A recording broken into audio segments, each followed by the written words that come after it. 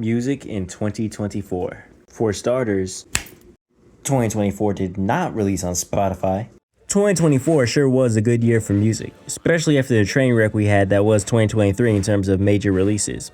So let's take a look back at the year and see what all the fuss was about. Starting with the first month of the year.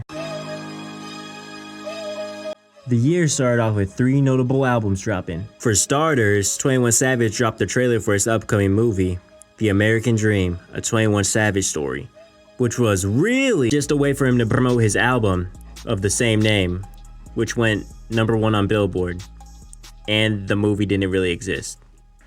That worked?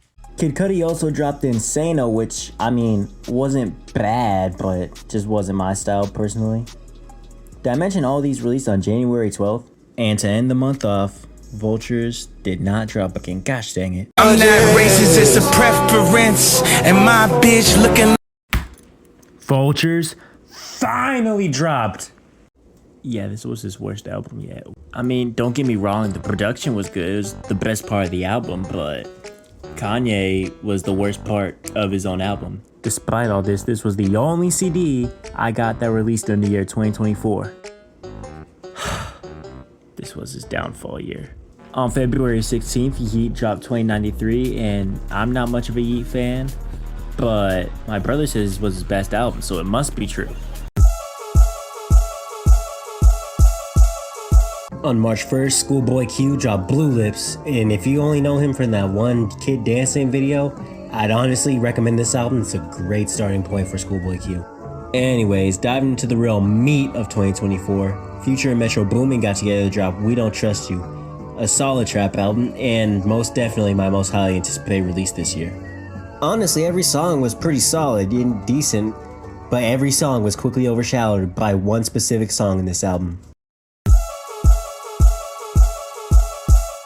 After this song dropped, it broke the hip-hop scene. Quick history lesson, these people hate Drake. If you need to know why, Matty Balls has a great video on it, so you should go watch it. But if you're wondering who the you is in the album We Don't Trust You, it's Drake. So you have 2 men who hate Drake making an album together. And in order to get Drake to notice, they get his #1 op to make a diss track on their album, and thus began the Civil War. Yo, Dot, I got you. The fans are clamoring for a Drake response, so naturally, J. Cole dropped instead. On April 5th, J. Cole dropped Might Delete Later, a decent project overall. However, every song was overshadowed by its closing track, 7-minute drill. Yeah, this diss track wasn't that good. I'm sorry, but everything J. Cole says on this can easily be spun back to him. Your last stuff was tragic? Buddy, it sold double what your last album sold. And the first half of the song was at least good in terms of the beat, but that beat switch, man, killed any momentum that this song had. Might delete later? More like should delete now. Oh. Now tonight, how many people think Kendrick Lamar is one of the greatest motherfuckers that ever touch a fucking microphone? Oh. April 12th, the highly anticipated sequel to We Don't Trust You released, called We Still Don't Trust You, with heavy features from The Weeknd, probably in Drake's top 3 biggest haters. The album is more R&B focused compared to We Don't Trust You, which is why I like it more. But 2 notable tracks stuck out to everyone. Red Leather featuring, hold on, what, J. Cole? And Show of Hands, another diss track to Drake, this time by A$AP Rocky, because he'll do anything besides drop Don't Be Dumb. Moving on, 3 days later on the 15th, Rick Ross jumped into the beef with Champagne Moments. On April 19th, Drake responded to Kendrick with Push-Ups.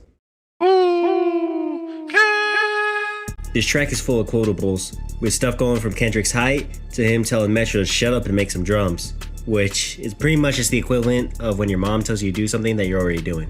And the chorus is a triple entendre, with him not only asking him to drop again 50 push-ups, but also referencing the 50-50 split he has with Top Dawg, and referencing the fact that Kendrick needs to drop a song. And that's what I call dramatic irony. Chris Brown dropped an Offset diss track on the same day, and crazy how nobody cared. That same night, Drake dropped another diss track, Tailor Made Freestyle. This diss isn't really that good either. It's pretty much just him using Snoop and Tupac AI, so it's like, Look, Kendrick, I'm getting your 2 favorite idols to diss you. And then within a day, Tupac's estate made Drake take the song down. Kanye responded to Drake's diss track and Nobody acknowledged it. Ending off April on a high note, Kendrick listened to Drake's complaint about how he did not in fact drop, and he did in fact drop. Woo, shit, my man sent me a Euphoria. Euphoria dropped on April 30th, which had him respond to everything said in push-ups, even commenting on recent actions outside of the beef. All that was left for both fans to ponder was what was next. After basically kneecapping Drake on Euphoria, on May 3rd, he dropped another song exclusive to his Instagram called 616 in LA, which was a warning shot, telling Drake that he has people on OVO working for him in secret. The most notable part that people took away from this song was the title being a quadruple entendre. Everything was seeming all fine and good till later that night when Drake dropped Family Matters.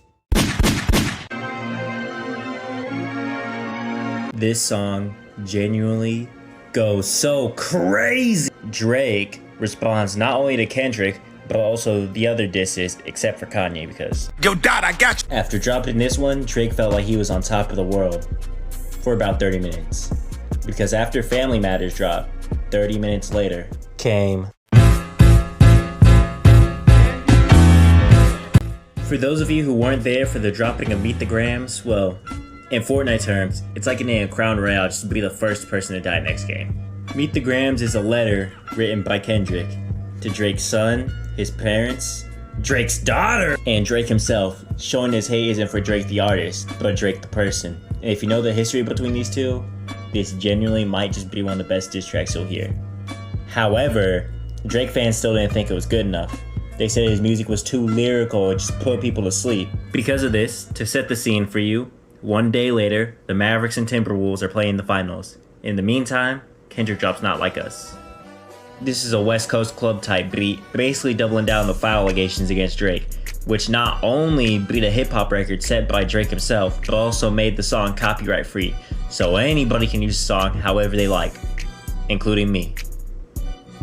Looking back on Family Matters now, it's mostly just shallow insults at Kendrick, and his responses to the other disses were Okay, the Rick Ross diss wasn't bad, but the ASAP diss, he basically just said, you dress nice, you have kids, and you got to marry the woman of your dreams. Like, can you even call that a diss? Anyways, jumping back to Drake, one day later on the 5th, Drake drops The Heart Part 6, which isn't really a diss track, more of a defense track about how he doesn't diddle kids, I swear, guys. Remember how Drake told Metro to shut up and make some drums?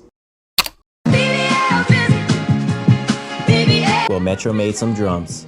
And these drums were a free beat used to encourage people to make their own Drake diss tracks. And the best one gets a free beat made by Metro. And with that, the beef was seemingly over. On another note, May 13th, Childish Gambino decided to finish and re-release 3:15:20, renaming it to Ada Vista. May 24th, J. Cole decided to drop his first song after backing out of the beef. Everybody was still deciding if they should still consider Cole the GOAT or Wash, so J. Cole released this pile of crap! Believe it or not, like Ripley's. She said she was gay until I slayed. Now she's strictly diggly. As soon as she pays, I'm on the way, and I be showing the. Yeah, we doomed. Bro, J. Cole fan, we cook. Ain't no way this nigga said strictly diggly. He didn't say that. Hold up. This nigga did not say strictly dick. What the? Bro. J. Cole, that gotta be your white side, bro. Oh, ain't no way that's your black side saying strictly diggly. Ain't no way. Huh?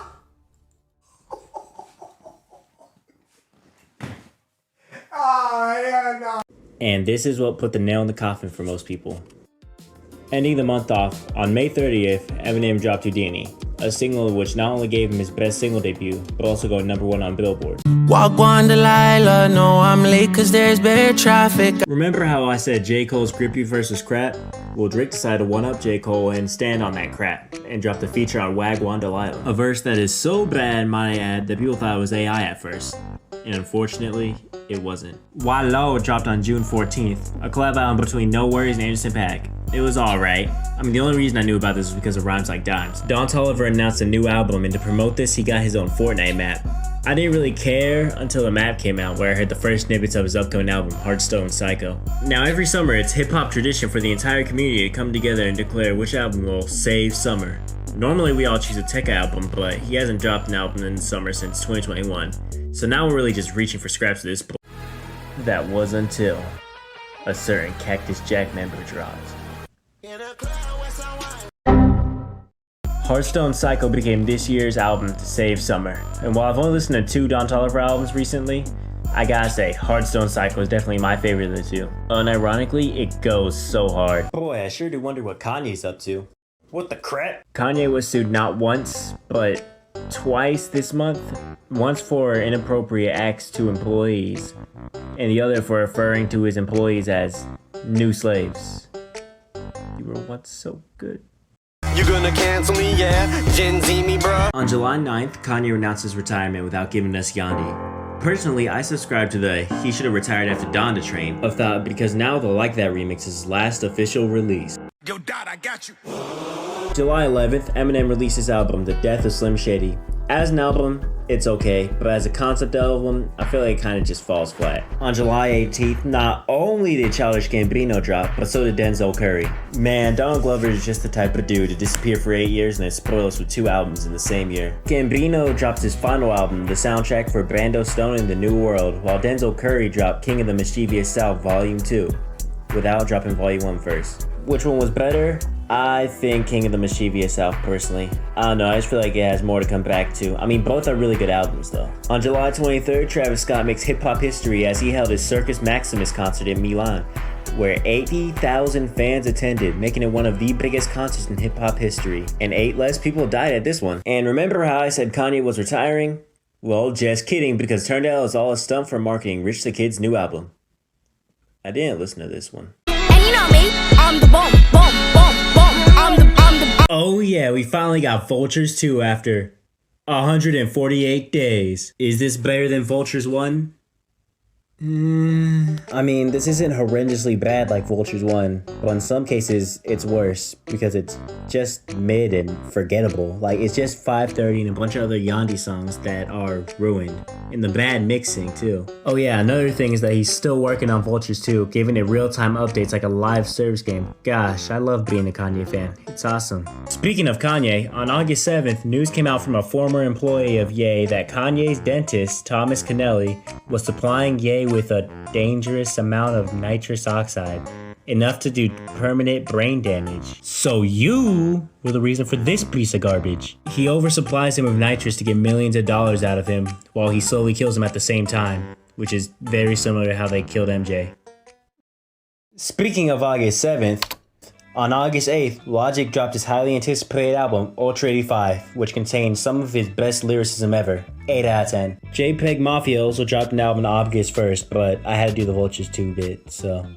Anyways, on a fateful day of August 15th, 504 and dropped a song with Kodak Black and Yeah, so 504 and Kodak Black and Donald Trump released a song together, making this the first song to officially feature a president. And it's kinda hard too! The grand finale to all this was on August 21st, when A$AP Rocky announced his annual Don't Be Dumb is getting delayed a week before what's supposed to drop. I forgive him though, because a day later, Travis Scott finally re-released Days Before Rodeo back into streaming.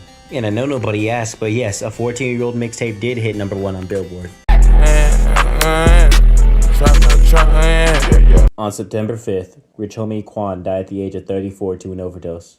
While I don't know his place in music history, I do know the impact that he has on the trap industry. Inspiring literally one of the biggest artists of our generation, Travis Scott. You will be missed, Rich Homie Quan. On that same night, A$AP Rocky dropped Ruby Rosary with J. Cole.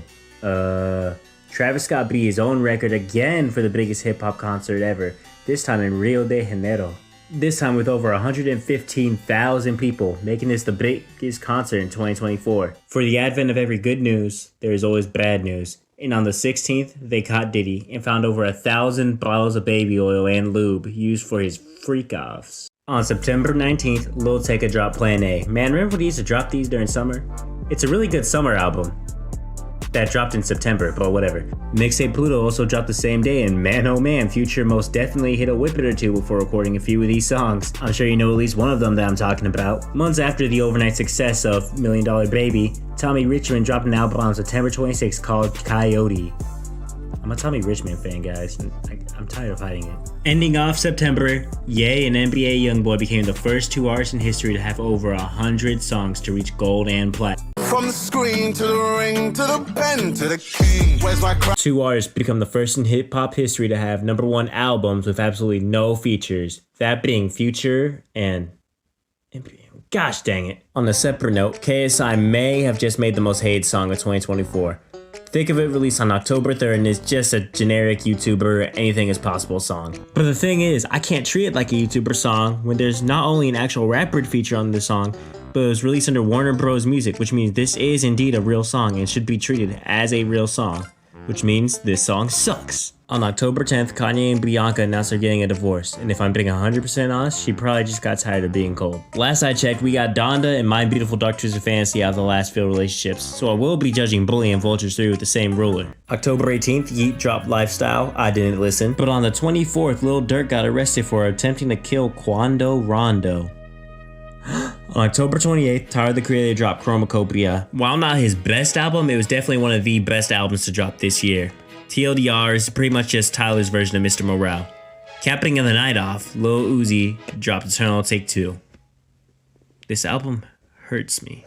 What they talking about? They ain't talking about nothing. What they talking about? They ain't talking about nothing. What they talking about? They ain't talking about nothing. What they... Young Thug is free, kinda, because as part of his probation agreement, he is no longer allowed to promote the gangster lifestyle, a fate worse than death. On November 3rd, Westside Gunn dropped Still Praying. Now, I've never listened to a Westside Gunn album in full, but I assume it's good. The Grammys announced their Album of the Year nominations and, what is this lineup?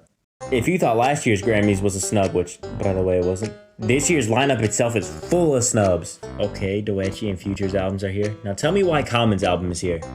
I didn't even know he dropped till I saw this lineup. Where's Hearthstone Psycho? Where's Blue Lips? On November 14th, we got the 25th anniversary of Food and Denzel Curry dropped King of the Mischievous South. After the second one already dropped. November has been quite a stacked month so far, but this whole month was culminating into a single event. God knows. I am. Kung Fu Kenny dropped Album of the Year out of nowhere. No rollout, no nothing, just a few vague posts on Instagram. I remember being at the gym when this dropped. I told my gym buddy to pack it up mid-workout so I can go home and listen. This album is so good. Compared to his other projects, it's probably a 7 or 8, but on its own, it's a 9 out of 10. Ending the month off, Juice WRLD dropped what's supposed to be his final album, The Party Never Ends. Man, only one more month left to go. Let's see what it's looking like in the final stretch. Yes, I'm the Grinch, the way you dudes feel. I never heard of you, that's why. Dinner with Jay-Z has never been scarier. Jay-Z got sued for allegedly doing nasty things to a 13-year-old. It then turned out that the girl accusing him was lying about all this. You've been spared another day. Lastly, on December 20th, SZA dropped the deluxe for SOS, aptly named Lana. Honestly, could have been its own album, but nonetheless, it has a Kendrick feature, so it gets a 10 in my book. And that's all for 2024.